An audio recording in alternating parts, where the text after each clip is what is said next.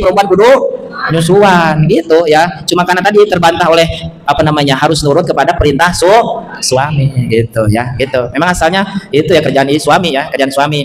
Tapi suami yang merintah tidak boleh ditolak ya, harus dituruti ya. Akhirnya seperti sekarang ya, perempuan itu ya kerjanya begitu. Kalau nggak dapur, sumur ya. Pagi-pagi di sumur, siang-siang di dapur, malam-malam di kasur gitu ya. Itu kerjaan perempuan.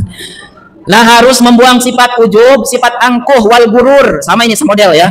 Apa namanya, bangga kepada diri sendiri lah, intinya itulah, sombong, takabur ya, angkuh itu apa pokoknya mah kebalikannya ya tawadu ya. Tawadu aja, tawadu ya, tawadu.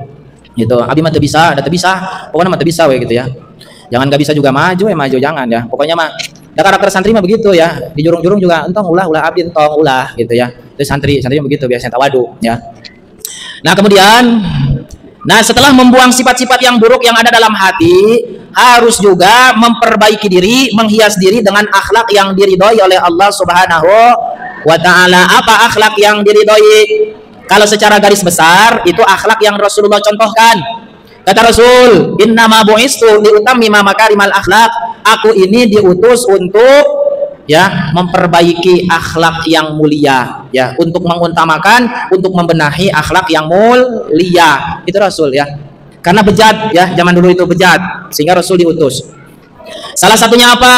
Al akhlak al mardiyah, akhlak yang diridhoi. Mislu sabri, seperti sabar. Nah, sabar ini harus dilatih. Sabar ya, sabar.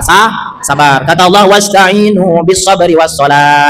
Minta tolonglah kepada Allah dengan cara sabar dan sholat, gitu kan? Ibadah setiap hari sabar ya, ibadah setiap hari sabar. Memang dunia mah tempatnya ibadah. Nanti kalau udah di akhirat barulah ucang-ucang angge ya.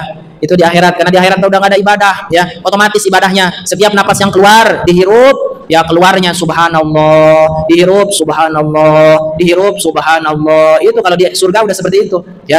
Kalau di dunia mah memang harus diperjuangkan ibadah, maka dengan cara sabar ya, sabar. Itu sabar. Ngomong sabar memang gampang mengucapkan sabar, tapi kalau udah dipraktekkan, wah itu luar biasa hesena sabar ya. Apalagi paling nggak punya uang mah, wah udah nggak sabar itu ya kalau nggak punya duit ya. Bener nggak? Bener ya. Sabar juga kalau lagi banyak duit, sabar ya. Tapi kalau nggak punya duit mah, wah udah apa, piring pecah ya, baskom melayang ya. Itu kalau udah nggak punya duit ya. Berarti hidupnya karena duit itu ya, bukan karena Allah ya. Jadi harus sabar, apapun yang terjadi di dunia ini coba lakukan dengan cara sabar. Ibadah setiap hari sabar, kan ibadah juga harus sabar ya. Kalau bosen memang benar bosen ibadah, ya coba aja. Itu karakter manusia, bosen. Kenapa? Ibadah itu banyak. Kan ibadah banyak, ada sholat ya, ada puasa, ada baca Quran, ada baca sholawat, ada ngaji, ada zikir banyak, ada subhanallah, walhamdulillah, la ilaha illallah, Allahu akbar, la haula wala quwata illa billah, subhanallah wa bihamdi. Banyak kan, zikir juga banyak. Itu ibadah dibikin banyak supaya manusia nggak bosen ya. Pilih satu yang kamu senang apa, karena manusia mah ada bosen ya. Sekarang lagi rajin baca subhanallah, ya udah rajin baca subhanallah. Sekarang lagi rajin baca Al-Quran, ya udah baca Quran aja setiap hari. Nanti juga kadang baca Quran ada malesnya, ganti lagi baca sholawat, sallallahu alaihi Muhammad gitu ya. Males lagi, ganti lagi ibadah yang lain. Pokoknya ganti-ganti aja ya, yang penting ibadahnya jalan terus. Tapi ketika kita males dalam satu titik ibadah, ganti ya, mau ibadah yang apa terserah gitu ya. Ya terserah ganti ibadah yang apa. Jadi intinya ibadah itu dibikin banyak karena karakter manusia itu bosen ya, bosen. Coba aja makan walaupun enak bosen ya. Coba makan yang paling enak apa? Naon? Makanan yang paling enak, makanan ketika laparnya ya, waktu lapar mah enak ya. Ini mah jenis makanannya apa coba? Rendang kah ya, ayam geprek kah ya, minumannya apa, jus, buah, alpukat ya, itu apa terserah. Itu makanan yang paling enak. Kalau setiap hari dimakan bosen. Coba lebaran, segala ayam goreng ada ya, segala daging rendang ada, segala ada, ketupat ada. Coba makan itu setiap hari 6 hari aja, itu udah bosen ya. Makanya udah lewat ke sono ya udah makannya ikan teri lagi ya. Karena apa? Karena bosen manusia mah. Yang nggak ada bosen mah makan nasi ya. Padahal makan nasi kebanyakan juga karbohidrat itu sama dengan gula ya. Kalau nggak dipakai olahraga gawe macul, wah itu penumpukan ya gula. Makanya harus ada kerjanya supaya tidak menumpuk ya gula dalam darah gitu. Kemudian apalagi ya, setelah sabar yang banyak Allah jelaskan dalam Al-Quran ayat tentang sabar, wal khawf, yaitu sifat takut kepada Allah. Takut itu adalah salah satu sifat yang baik. Kalau ibu takut jalan ke kuburan, takut apa? Takut apa kalau ke kuburan? Takut setan ya. Pada malam Jumat Kliwon ya, lewat kuburan takut setan. Atau setan mah gampang bu ya, kudu harus takut ya. Kalau ada dicegat sama pocong, tarik kali pocongnya ya, buka dia nggak pakai baju ya. Kalau ada kuntilanak sama duduk deh bajunya ya. Itu kuntilanak dia setan yang paling sederhana. Setiap hari pakai daster nggak pernah ganti ya. Kalau tuyul pakai semak doang, pakai pempes doang ya. Kalau pocong sama itu ya, aclok-aclokan. Tapi pocong mah di film doang yang aclok-aclokan. Aslinya mah enggak aclok-aclokan, terbang dia ya. Itu sama jenisnya setan juga, itu namanya jin. Cuma berbentuk apa aja ya? Berbentuk yang seperti setan itu. Nah, rasa takut itu modal ya. Kalau memang takut kepada seperti hal yang seperti itu, harusnya pun takut itu kita naikkan lagi. Minimal takut ketika kita masuk ke alam kubur. Sudahkah kita mempersiapkan amal soleh? Di alam kubur bakal ditanya munkar dan nakir. Pertanyaannya cuma satu, man rabbuka, siapa Tuhanmu, itu doang. Nggak ditanya ya ancang ngaji sampai mananya, nggak akan ditanya ya. Baca Quran sampai di mana, nggak akan ditanya. Itu mah sebagai amal tambahan. Tapi yang bakal ditanya itu tauhid ya. Siapa Tuhan kamu? Yaitu Allah Subhanahu wa Ta'ala. Siapa nabinya? Nabi besar Muhammad. Kiblatnya di mana? Kiblatnya di Ka'bah ya. Ka'bah itu kiblatnya. Tuntunannya apa? Kitabnya Al-Quran. Temannya siapa? Teman saya, saudara saya adalah umat muslimin ya. Ini teman-teman yang ada di sini yang ngaji, nanti bakal ketemu lagi ya. Yang udah meninggal dunia duluan ya. Nanti kalau ada yang temannya meninggal, itu dia seperti orang baru ya. Jadi orang yang baru meninggal itu seperti orang baru. Nanti bakal ditanya selama 40 hari. Kamu baru meninggal ya? Iya, saya baru meninggal ya. Kata yang baru meninggal, iya selamat datang, ini adalah alam barzah. Gimana kabar keluarga di dunia? Suami gimana? Anak gimana? Cucu gimana? Gimana keadaan di daerah kamu? Itu semuanya ditanya sama orang yang lebih dulu meninggal. Jadi seperti orang baru. Orang yang baru meninggal itu berada di alam barzah seperti anak baru ya. Seperti masuk sekolah anak baru, ditanya-tanya sama yang duluan udah meninggal. Itu keadaannya di alam barzah ya. Di alam kubur. Di alam kubur bukan kuburan, alam barzah juga bukan kuburan. Kalau kuburan 2 kali 1, tapi alam barzah ada alam yang memisahkan antara dunia dan akhirat. Tengah-tengah namanya alam barzah ya, tengah-tengah.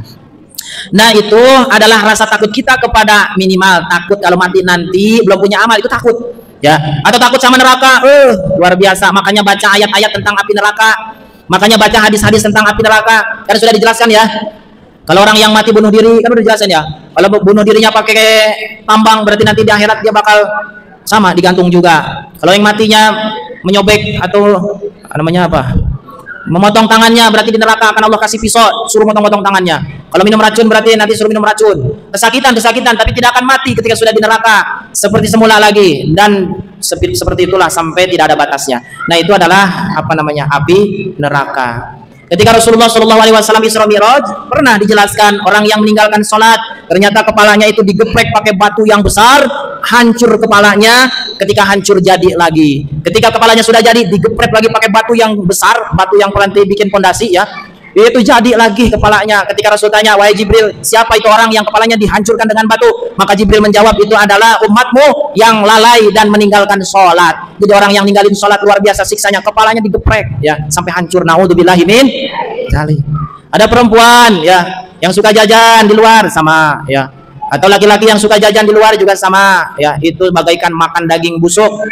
Atau yang suka ngomongin orang bagaikan memakan daging bangke saudaranya sendiri. Dan banyak kisah-kisah yang Rasul jelaskan dalam hadis Isra Mi'raj ketika Rasul berangkat melihat kejadian-kejadian siksa api neraka agar manusia menjadi takut ya. Takut minimal takut ya, takut gitu ya, takut, pokoknya takut lah. Kalau yang mencuri tangannya dipotong ya. Kalau yang lidahnya suka berbohong lidahnya dipotong ya, lidahnya panjang elel terus dipotong pakai gunting pakai besi dari api, dipotong cekrek ya. Udah gitu tumbuh lagi, dipotong lagi, tumbuh lagi, dipotong lagi sampai tidak ada batasnya ya. Itu kejadian di api neraka. Minum air ya, ketika diminum langsung ngegolak perutnya karena airnya itu adalah air panas ya, air panas hamim namanya, hamim itu air panas.